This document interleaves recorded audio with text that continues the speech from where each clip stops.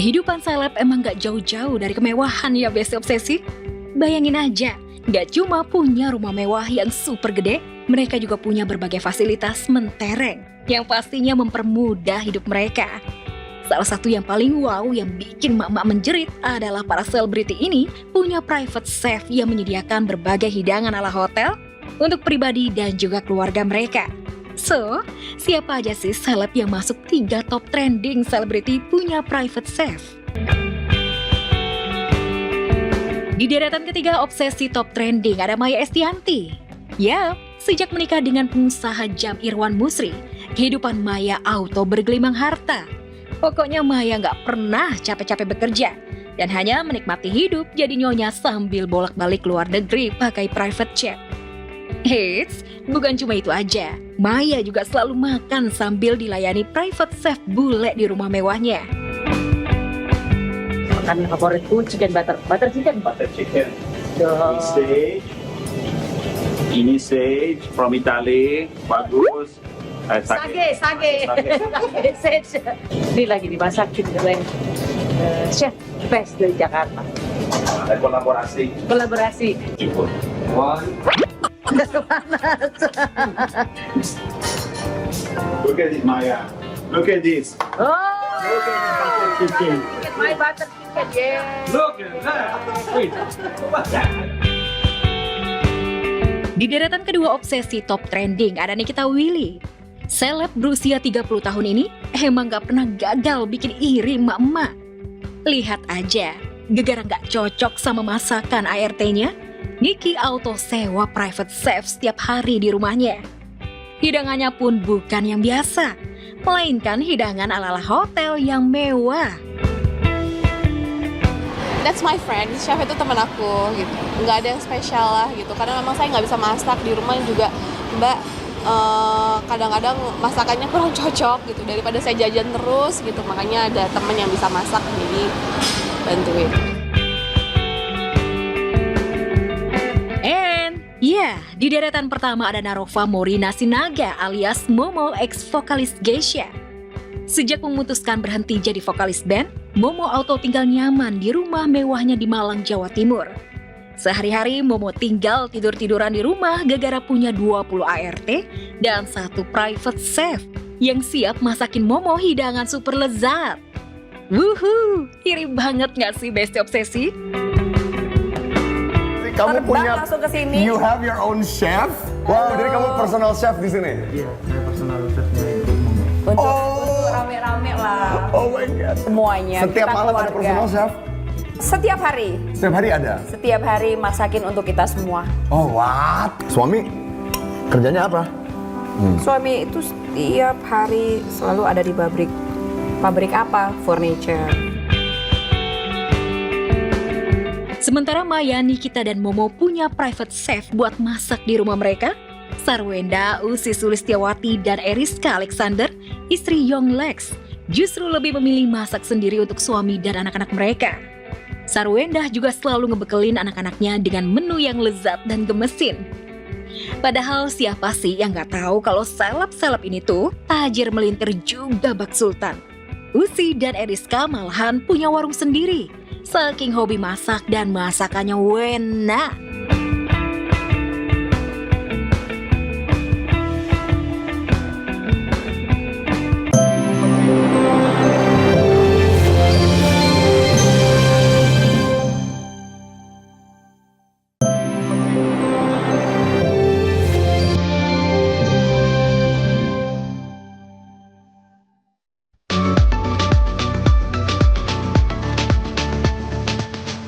Timnas sepak bola Indonesia sedang jadi primadona.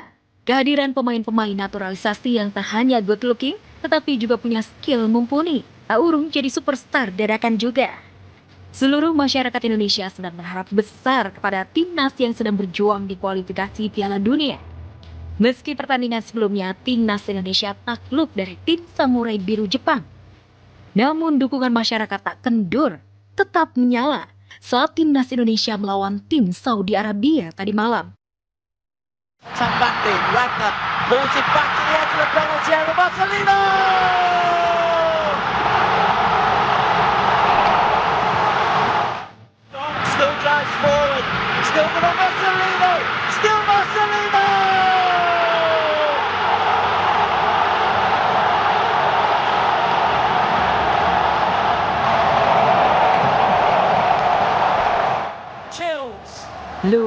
biasa. Timnas Indonesia berhasil menggulung tim Saudi Arabia. Peluang timnas Indonesia lolos ke Piala Dunia belum tertutup. Kalah menang tetap dukung timnas Indonesia. Semangat itulah yang digelorakan keluarga selebriti Indonesia yang dikenal sebagai penggila bola. Mereka bahkan sudah mencanangkan mimpi sejak lama. Anak-anak mereka kelak akan mengenakan seragam timnas Indonesia. Keluarga Darius Dona misalnya. Mereka sampai merelakan dua jagoan mereka, Diego dan Lionel, menimba ilmu sepak bola di Portugal. Tinggal meyakinkan anaknya supaya bisa ngasih yang terbaik, menunjukkan apa yang jadi kemampuannya dia secara maksimal, sehingga pelatih menilai bahwa dia memang layak untuk main di timnas sesuai sama skema permainannya. Udah, itu aja. Kita cuma bisa ngedoain. Sisanya ya itu adalah hasil dari perjuangan dia latihan bola dari kecil sampai sekarang. Berpisah jauh dari anak untuk waktu yang lama juga harus dilalui oleh pasangan Irfan dan Jennifer Bahdim. Keduanya harus rela berpisah dengan anak keduanya, Kenji, yang memilih belajar sepak bola di negeri Belanda. Kenji menjadi sorotan karena berani merantau ke Belanda di usia yang sangat belia, 10 tahun. Jennifer sangat terlihat tak kuat melepas kepergian Kenji ke Belanda. Lihat saja, di hari terakhir di Indonesia, Jennifer sampai tak mau melepas Kenji dari pelukannya. Pasangan Titi Kamal dan Christian Sugiono juga punya anak pemain bola, Arjuna dan Kai. Sebagai orang tua, mereka mendukung penuh bakat anak-anaknya. Mereka rajin menemani anak-anaknya bertanding sepak bola sampai ikut turnamen ke Thailand. Saat Arjuna ulang tahun ke-11 belum lama ini, nuansanya pun nuansa bola. Keluarga Titi Kamal, Christian, Dona Darius, serta Irfan Jennifer Bahdim nampaknya menyiapkan dengan sangat serius anak-anak mereka menjadi pemain sepak bola. Mereka yakin pemain sepak bola bisa menjadi profesi yang menjanjikan di masa depan. Untung kita dikasih berkat anak-anak yang luar biasa dan kita punya berkat yang bisa mensupport impian anak-anak semaksimal mungkin yang kita bisa gitu.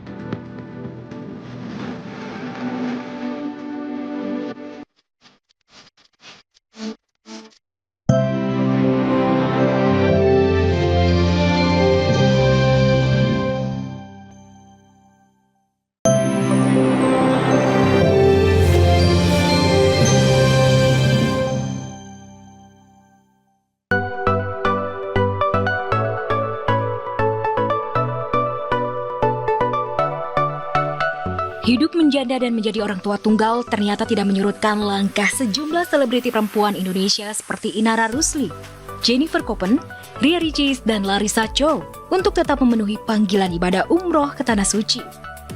Demi menjadi tamu sang halik, Inara, Jennifer, Ricis, dan Larissa bahkan membawa serta anak-anak mereka ke Tanah Suci untuk mengecap pengalaman spiritual menunaikan ibadah umroh. Persiapannya udah pasti baju dingin. Di Madinah dan di Mekah itu lagi musim dingin. Wajib pakai baju dingin supaya nanti pas beribadah, tawaf ataupun sa'i lebih fokus gitu ibadahnya. Nggak kebayang sih kalau nggak pakai baju dingin. Janda musisi Virgon Inara Rusli untuk pertama kalinya mengajak ketiga anak-anaknya ibadah umroh. Ya, namanya juga umroh bareng anak, barang bawaan Inara pun cukup banyak. Tak lupa, Inara membawa mainan untuk anak sebagai pengusir rasa jenuh dan bosan saat di Tanah Suci. Along sama Ali, ya mereka request bawa mainan. Secara fisik, alhamdulillah insya Allah siap. Kalau overthinking, iya udah pasti. Karena namanya bawa bocil nih, lihat aja tuh, kayak begini. Ketika tawaf dan sa'i nanti, khawatirnya ya, takutnya gitu kan, namanya anak lari-larian, aduh, jadi overthinking gitu. Kalau Inara Rusli mengajak ketiga anak-anaknya pergi umroh dan dibantu babysitter, beda cerita dengan janda mendiang Daliwasing Jennifer Koppen. Pada September 2024 atau selang 2 bulan pasca kematian Papa Dali, Jennifer mengajak baby Kamari yang baru genap berusia 1 tahun menunaikan ibadah umroh ke Tanah Suci. Kerennya lagi, Jennifer umroh bareng baby Kamari tidak membawa babysitter. selama aku umroh itu aku nggak ngerasa kayak aku lagi gendong anak. Benar-benar enteng banget, nggak panas, berasanya kayak lagi pakai AC di sana. Pokoknya indah banget. Ya kemarin sempat ngomong papa-papa mulu sama di sana, tapi ya aku nggak tahu dia bisa ngeliat. Ya Pak, mungkin dia bisa lihat papahnya. Cuma waktu umroh itu dia terus ngomong papa-papa. Larissa Chow saat masih berstatus janda Alvin Faiz juga pernah mengajak anak semata wayangnya Muhammad Yusuf Alvin Ramadan alias Yusuf pergi menunaikan ibadah umroh ke Tanah Suci. Bisa pergi umroh bareng Yusuf yang mengalami speech delay, Larissa pun menuliskan pesan yang menyentuh untuk sang putra tercinta. Nah, perjalanan masih panjang. Dunia ini bukan hanya sekedar main mobil-mobilan dan makan biskuit. Kelak Yusuf akan mengerti banyak hal yang sekarang belum Yusuf mengerti sama sekali. Dan Mama akan selalu ada mendampingi perjalanan itu.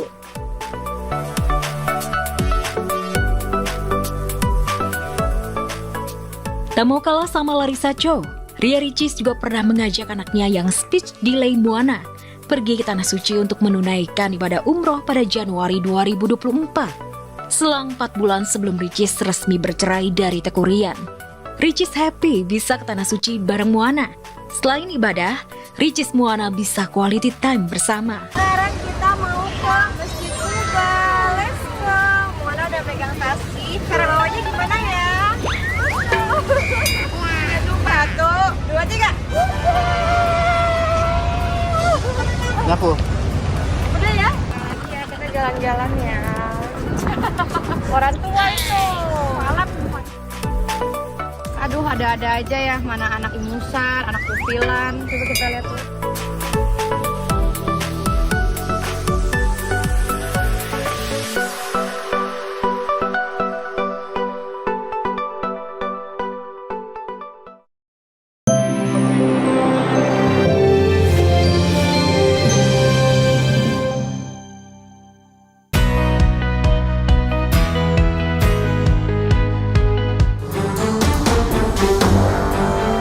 Alam memang selalu menyimpan misteri yang dibalut dalam sejuta keindahan pesona yang menakjubkan. Saking menakjubkannya, fenomena-fenomena aneh kerap kali terjadi di berbagai belahan dunia yang mungkin tak bisa diukur oleh nalar manusia.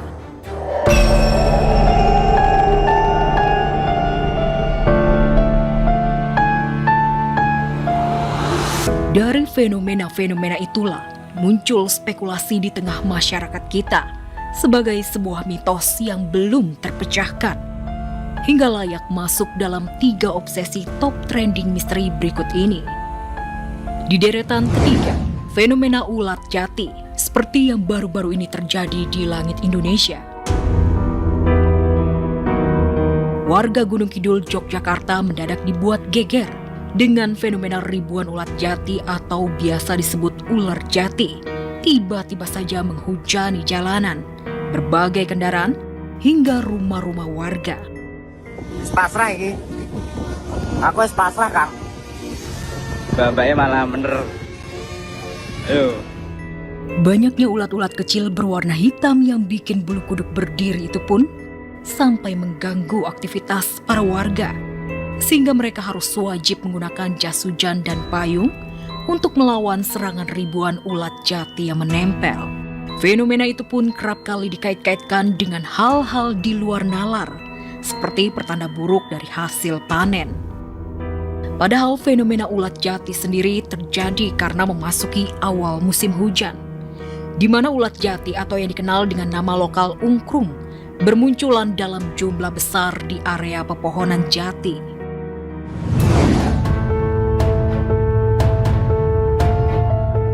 Di deretan kedua, fenomena awan kinton. Tak hanya warga Gunung Kidul yang dibuat geger dengan fenomena unik tak biasa. Warga Kabupaten Murung Raya, Kalimantan Tengah juga mendadak dibuat heboh dengan kemunculan awan yang terjatuh ke permukaan tanah.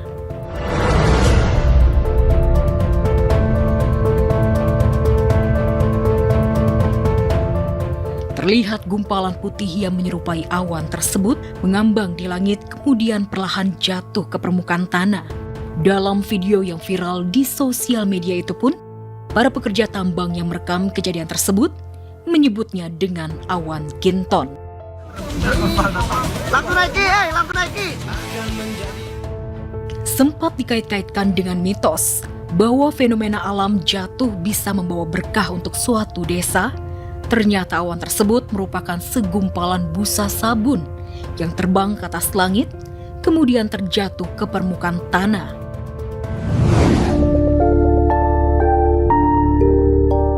Dan di deretan pertama, fenomena pendaki kerap kali diganggu sosok gaib. Hingga saat ini masih menjadi misteri.